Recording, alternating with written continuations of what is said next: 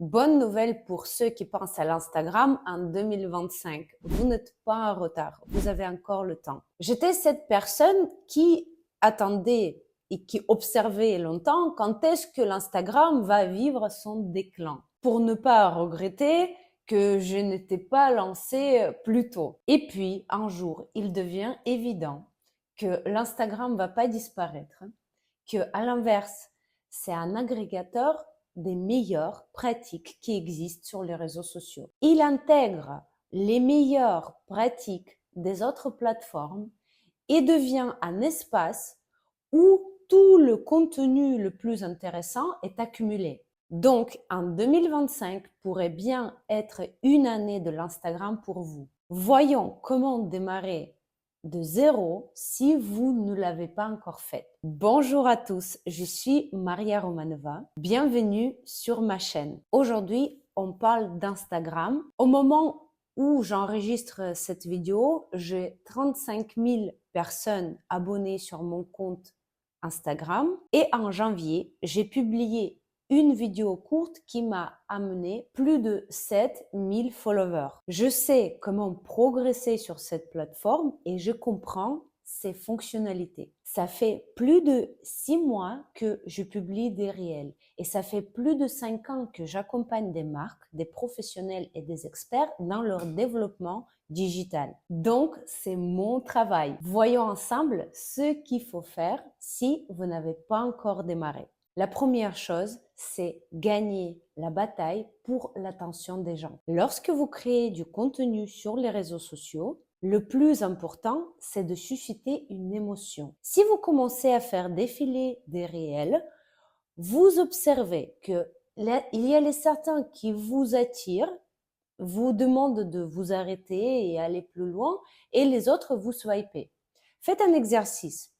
Quand vous allez le refaire, remarquez qu'est-ce qui vous attire le plus et pourquoi. Vous découvrirez qu'il existe certains déclencheurs. La politique de l'Instagram, c'est la bataille pour capter l'attention. Quand vous publiez, vous rentrez dans cette bataille pour l'attention. Les gens ont une capacité d'attention limitée et vous devez récupérer juste un peu de leur attention. Et pour ceci, vous avez deux alliés principaux. La première alliée, c'est l'émotion. Quand quelque chose déclenche une réaction, ça peut être même une émotion négative, comme de l'indignation ou de la curiosité ou de la haine. Le pire à faire, c'est de créer du contenu sans saveur. Avant de publier, demandez-vous si ce contenu vous intéresserait si vous le voyez pour la première fois. Y a-t-il une idée intéressante, une réticence? Si oui, publiez. Sinon,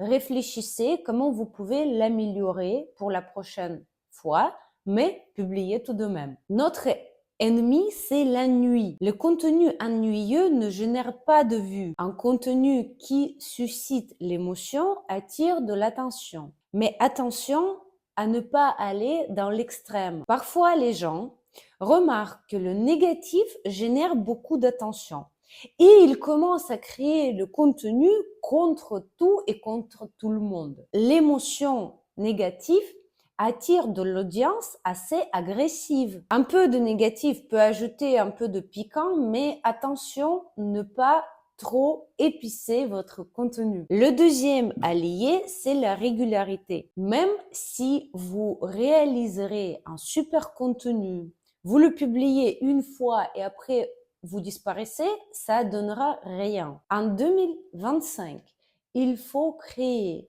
le contenu sur le long terme à une fréquence régulière. Il faut trouver un format qui vous permet de ne pas vous fatiguer et de ne pas vous épuiser et en même temps de rester très régulière dans vos publications. Par exemple, pendant le programme Fait Visibilité, je donne 21 jours de tests et des scripts intéressants que vous pouvez produire et reproduire et vous serez jamais en épuisement des idées pendant des mois. Si vous voulez y participer, n'hésitez pas à vous abonner dans la liste d'attente pour recevoir une notification. L'ouverture, c'est pour très bientôt. Attention, même la vidéo qui obtient beaucoup de vues, elle peut être oubliée très bientôt si vous produisez rien du tout.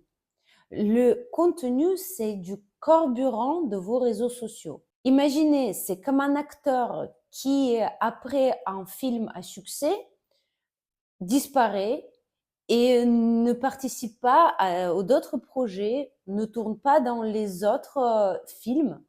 On l'oublie très vite et très facilement. Ensuite, moins de doutes, plus de tentatives. Beaucoup de gens doutent. Est-ce que les gens vont m'aimer? Qu'est-ce qu'ils vont dire mes amis? Le syndrome d'imposteur freine. Mais certains n'hésitent pas, ils publient et ça marche. Vous ne deviendrez pas un expert sans de nombreuses tentatives. Vous ne pouvez pas devenir un super guitariste après une seule répétition. Regardez des vidéos n'est pas pour copier, mais pour chercher l'inspiration, pour étudier les tendances. Par exemple, j'ai vu une vidéo d'un médecin qui parlait de sucre en 1 minute.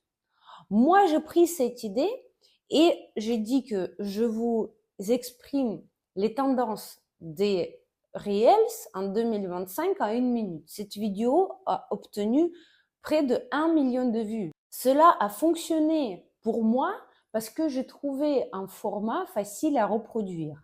Votre objectif, c'est d'essayer, de faire, de ne pas douter et de publier régulièrement du contenu qui suscite un intérêt.